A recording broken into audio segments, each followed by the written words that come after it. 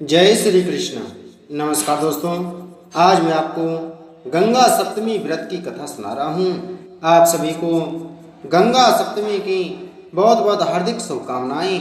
गंगा माँ आप सभी के पापों को नष्ट करें और आप सभी की मनोकामनाएं पूरी करें।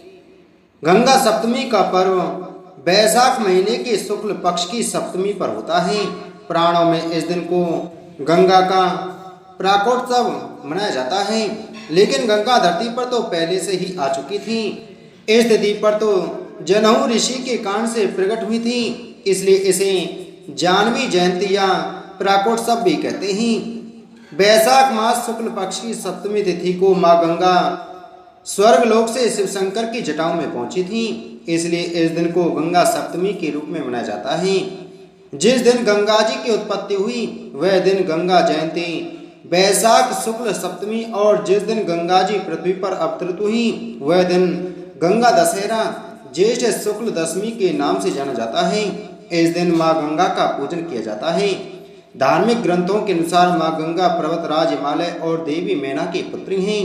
प्रचलित मानता है कि माता गंगा देवी पार्वती की बहन है। प्रचलित मान्यता है कि सबसे पहले माँ गंगा भगवान ब्रह्मा के कमंडल में निवास करती थी और बैसाख माह के शुक्ल पक्ष की सप्तमी तिथि पर भी भगवान ब्रह्मा के कमंडल से निकलकर प्रवाहित हुई थी। इसी समय से इस तिथि को गंगा सप्तमी के रूप में मनाया जाता है। गंगा सप्तमी के अवसर पर माँ गंगा में डुबकी लगाने से मनुष्यों के सभी पाप धुल जाते हैं और मनुष्य को मोक्ष की प्राप्ति होती है। वैसे तो गंगा स्नान का अपना अलग ही महत्व है, लेकिन इस दिन स्नान करने से मनुष्य सभी दुखों से मुक्ति पा जाता है। इस पर्व के लिए गंगा मंदिरों सहित अन्य मंदिरों पर भी विशेष पूजा अर्चना की जाती है। कहा जाता है कि गंगा नदी में स्नान करने से 10 पापों का हरण होकर अंत में मुक्ति मिलती है। इस दिन दान पुण्य का विशेष महत्व है। शास्त्रों में उल्लेख है कि जीवन दायिनी गंगा में स्नान, पुण्य सलिला, नर्मदा के दर्शन और मोक्ष दायिनी शिप्रा के स्मरण मात्र से मोक्ष मिल जाता है। गंगा सप्तमी के दिन गंगा पूजन एवं स्नान से रिद्धि सिद्धि यश सम्मान की प्राप्ति होती है, सभी पापों का क्षय होता है। मानता है कि इस दिन गंगा पूजन से मांगलिक दोष से ग्रसित जातकों को विशेष लाभ प्राप्त होता है। विधि विधान से किया गया गंगा का पूजन अमोघ फल प्रदान करता है। पुराणों के अनुसार गंगा विष्णु के अंगूठे से निकली है, जिसका पृथ्वी पर अवतरण भागीरथ के प्रयास से कपिल मुनि के शाप द्वारा भस्मीकृत हुए राजा सगर के 60,000 पुत्रों की अस्थियों का उद्धार करने के लिए हुआ था। तब उनके उद्धार के लिए राजा सगर के वंशज भगीरथ ने घोर तपस्या कर माता गंगा को प्रसन्न किया और धरती पर लेकर के आए। ब्रह्मवैवर्त पुराण में कहा गया है, जब सभी देवताओं ने भगवान विष्णु की स्तुति की तब शिव जी ने भी संगीत यंत्रों के साथ विशेष धुन गाई, जिससे देवताओं के आंखों और शरीर से पानी निकलने लगा। इस कारण पूरे वैकुंठ लोक में पानी भर गया। इसी पानी को गंगा कहा गया। ये दैवीय जल नदी के रूप में पृथ्वी पर आया तो जनऊ ऋषि की तपस्या में बाधा हुई, तब उन्होंने इसे पी लिया। बाद में देवताओं के कहने पर अपने दाहिने कान से छोड़ दिया। तब से गंगा जनऊ ऋषि की बेटी के रूप में प्रकट हुई। इस कारण उनका नाम जानवी हुआ। नारद पुराण में कहा गया है कि बैसाख महीने के शुक्ल पक्ष की सप्तमी तिथि पर ऋषि जनऊ ने गुस्से में गंगा जी को पी लिया था। इसके बाद अपने दाहिने कान के छिद्र से उनका त्याग किया था। इस तिथि पर गंगा व्रत करना चाहिए। इस व्रत में सुबह जल्दी उठकर नहाएं, फिर साफ पानी में हल्दी, मेहंदी, इत्र और अन्य पूजन सामग्री के साथ फूल और अक्षत से गंगा जी की पूजा करनी चाहिए। इसके बाद गंगा जल से भरे या साफ पानी में कुछ बूंद गंगा जल डालकर 1000 मटके भरकर दान करना चाहिए। इस तरह व्रत किया जाए तो 7 पीढ़ियों का मोक्ष हो जाता है और पितरों को तृप्ति मिल जाती है। बैसाख शुक्ल पक्ष की सप्तमी को गंगा में देवताओं और पितरों के लिए तर्पण करना चाहिए। ऐसा करने वाले पर देवी गंगा की कृपा रहती है। इस दिन गंगा स्नान करने के बाद सभी पापों से मुक्ति मिल जाती है। जो लोग दूर रहकर भी इस तिथि पर सुबह, दोपहर और शाम को गंगा गंगा गंगा बोलकर प्रणाम करते हैं, उनके 3 जन्मों के पाप खत्म हो जाते हैं। जो इंसान हजारों किलोमीटर दूर से भी देवी गंगा नदी का ध्यान करता है उसे सद्गति मिलती है। वैशाख शुक्ल पक्ष की सप्तमी को गंगा के दर्शन विशेष दुर्लभ हैं। भगवान विष्णु और ब्राह्मणों की कृपा से ऐसा दिन मिल पाता है। गंगा सप्तमी का उपवास कर व्यक्ति रोग शोक तथा दुखों से मुक्त हो जाता है। इस पुण्यकारी व्रत वैशाख मास में शुक्ल पक्ष को सप्तमी तिथि को किया जाने वाला व्रत गंगा सप्तमी कहलाती है। इस दिन माँ गंगा स्वर्गलोक भगवान शिव की जटाओं में उतरी थी, इसलिए इस दिन को गंगा सप्तमी के रूप में मनाया जाता है।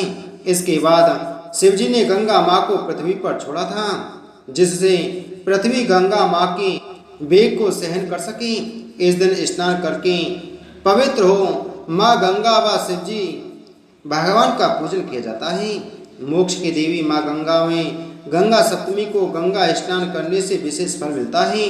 गंगा सप्तमी के दिन माँ गंगा मंदिरों व गंगा जी में विशेष पूजा का आयोजन किया जाता है। गंगा सप्तमी के दिन गंगा स्नान के पश्चात दीन दुखियों को वस्त्र अन्न जल का दान करने से विशेष फल मिलता है। इस दिन किया हुआ गंगा स्नान दान जप होम तथा उपवास अनंत फलदायक होता है। जो व्रती गंगा सप्तमी के दिन फल पुष्प आदि लेकर माँ गंगा की प्रदक्षिणा करता है, उसकी माँ गंगा सभी मनोकामनाएं पूर्ण करती हैं और अंत में भगवान विष्णु के चरणों में स्थान प्राप्त होता है। एक अन्य मान्यता के अनुसार गंगा श्री विष्णु जी के चरणों से अवतरित हुई, जिसका पृथ्वी पर अवतरण राजा सगर के 60,000 पुत्रों का उद्धार करने के लिए इनके वंशज राजा दिलीप के पुत्र भागीरथ हुए। राजा भागीरथ ने अपने पूर्वजों का उद्धार करने के लिए पहले माँ गंगा को प्रसन्न किया, उसके बाद भगवान शंकर की कठोर आराधना कर नदियों में श्रेष्ठ गंगा को पृथ्वी पर उतारा। वह अंत में माँ गंगा भागीरथ के पीछे पीछे कपिल मुनि के आश्रम में गईं एवं देव नदी गंगा का स्पर्श होते ही भागीरथ के पूर्वजों राजा सगर के 60,000 पुत्रों का उद्धार हुआ। एक अन्य कथा श्रीमद् भागवत के पंचम स्कंद अनुसार राजा बलि ने निध पग पृथ्वी नापने के समय भगवान वामन का बायां चरण ब्रह्मांड के ऊपर चला गया। वहां ब्रह्मा जी के द्वारा भगवान के चरण धोने के बाद जो जलधारा थी वह उनके चरणों को स्पर्श करती हुई 4 भागों में विभक्त हो गई। पौराणिक काल में भागीरथी नामक एक पराक्रमी राजा हुआ करता था।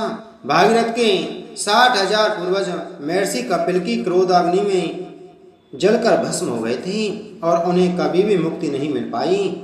उनके पूर्वजों को गंगा के जल से ही मुक्ति मिल सकती थी, जिसके लिए देवी गंगा को धरती पर लाना जरूरी था। देवी गंगा को पृथ्वी पर लाने के लिए भागीरथ ने कठोर तपस्या की, जिसे देखकर माँ गंगा प्रसन्न हुई और उनसे वरदान मांगने के लिए कहा। राजा ने माँ से धरती पर आने का आग्रह किया, जिससे उनके पूर्वजों की आत्मा को शांति मिल पाई। माँ गंगा धरती पर आने के लिए मान गईं, लेकिन उन्होंने भागीरथ को बताया कि वह अगर स्वर्ग से सीधा पृथ्वी पर आएंगी तो पृथ्वी उनके वेग और गति को सहन नहीं कर पाएगी। इस समस्या के समाधान के लिए देवी गंगा ने भागीरथ को भगवान शिव की आराधना करने के लिए कहा। भागीरथ शिव भक्ति में पूरी तरह लीन हो गई और इससे प्रसन्न होकर स्वयं महादेव ने उन्हें दर्शन दिए। जब शिव जी ने उन्हें वरदान मांगने के लिए कहा तो उन्होंने अपनी समस्या के बारे में बताया। भागीरथ की समस्या सुनकर महादेव ने इसका समाधान निकाला और गंगा जी को अपनी जटाओं में कैद कर लिया। फिर जटा से एक लट को खोल दिया, जिससे देवी गंगा 7 धाराओं में पृथ्वी पर प्रवाहित हुई। इस प्रकार भागीरथ माँ गंगा को धरती पर लाने और अपने पूर्वजों को मुक्ति दिलाने में सफल रहे। आइए अब सुनते हैं गंगा स्नान की कहानी। एक बार भगवान शंकर व पार्वती जी घूमते हुए हरिद्वार पहुंचे। पार्वती जी ने शंकर जी से पूछा, हजारों लोग गंगा में स्नान कर रहे हैं, फिर भी इनके पापों का नाश क्यों नहीं हो रहा है? शंकर जी ने उत्तर दिया, इन लोगों ने गंगा स्नान किया ही नहीं है, ये तो केवल जल में स्नान कर रहे हैं। अब मैं तुम्हें दिखाऊंगा कि वास्तव में गंगा में स्नान किसने किया। भगवान शंकर ने गंगा जी के रास्ते में एक गड्ढा बनाकर उसमें जल से भर दिया और साधारण मानव के वेश में उस गड्ढे में खड़े हो गए। शंकर जी कंधों तक जल में डूबे हुए थे। उन्होंने पार्वती जी से कहा कि तुम गंगा स्नान करके आने वालों से निवेदन करना कि मेरे पति को इस गड्ढे से बाहर निकाल दो, लेकिन शर्त यह है कि यदि तुमने अपने जीवन में कोई पाप नहीं किया हो तभी इन्हें बाहर निकालने की कोशिश करना, अन्यथा इन्हें छूते ही तुम भस्म हो जाओगे। कई दिन बीत गए। हजारों लोग गंगा स्नान कर उस रास्ते से निकले, लेकिन शर्त सुनते ही शंकर जी को छूने की हिम्मत नहीं करते और यह कहते हुए चले जाते कि हमने इस जन्म में तो कोई पाप नहीं किया है, पर पूर्व जन्मों का क्या पता नहीं हमसे कोई पाप हो गया हो। एक दिन एक व्यक्ति ने आकर पार्वती जी से कहा, मैं आपके पति को इस गड्ढे से बाहर निकालूंगा। पार्वती जी ने पूछा, क्या आपने कभी कोई पाप नहीं किया है? उस व्यक्ति ने उत्तर दिया, मैंने बहुत पाप किए हैं, किंतु अभी अभी मैंने गंगा जी में स्नान किया है, इसलिए मेरे सारे पाप नष्ट हो गए और मैं निष्पाप हो गया हूँ। उस व्यक्ति ने जैसे ही भगवान शंकर को गड्ढे से बाहर निकालने के लिए अपना हाथ बढ़ाया, शंकर जी स्वतः ही गड्ढे से बाहर आ गई।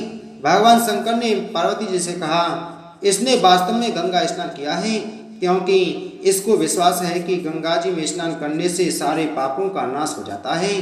गंगा जी की कृपा प्राप्ति के लिए हम उनमें अखंड विश्वास होना चाहिए, इसलिए उनसे सांसारिक वस्तुएं ना मांगकर सदैव यही मांगना चाहिए कि आप अपनी कृपा से मुझे अपना अखंड विश्वास दीजिए। गंगा में डुबकी लगाते समय यही भावना रखनी चाहिए कि हम साक्षात नारायण के चरण कमलों में से निकली हुई अमृत रूप ब्रह्म द्रव्य में डुबकी लगा रहे हैं। मैंने जन्म जन्मांतर में जो थोड़े या बहुत पाप किए हैं, वे गंगा जी के स्नान से निश्चित रूप से नष्ट हो जाएंगे। त्रिपदगामिनी गंगा मेरे पापों का हरण करने की कृपा करें। शास्त्रों में कहा गया है कि देवता बनकर ही देवता की पूजा करनी चाहिए। शास्त्रों में तो यहाँ तक लिखा है कि गंगा स्नान के लिए जाते समय झूठ बोलना, लड़ाई झगड़ा, निंदा, चुगली, क्रोध, लोभ, लालच आदि आसुरी वृत्तियों का त्याग कर देना चाहिए और दान, दया, करुणा, सत्य, परोपकार आदि दैवीय गुणों का जीवन में पालन करना चाहिए, तभी गंगा स्नान सफल होता है। बहुत से लोग गंगा स्नान करने तो जाते हैं, किंतु शास्त्रों में बताई गई विधि के अनुसार गंगा स्नान नहीं करते हैं। तीर्थ स्नान में ताश खेलना, सिगरेट पीना आदि कार्य करते हैं, इससे भी उन्हें गंगा स्नान का पुण्य फल नहीं मिलता है। लोगों के पापों को धोती रहने वाली गंगा जी को अब ऐसी पुण्यात्माओं की प्रतीक्षा है जो गंगा में अपने पाप धोने नहीं वरन पुण्य समर्पित करने जाएं। बोलो श्री गंगा माता की जय। मातृ श्री गंगे हर हर गंगे। ओम नमः शिवाय।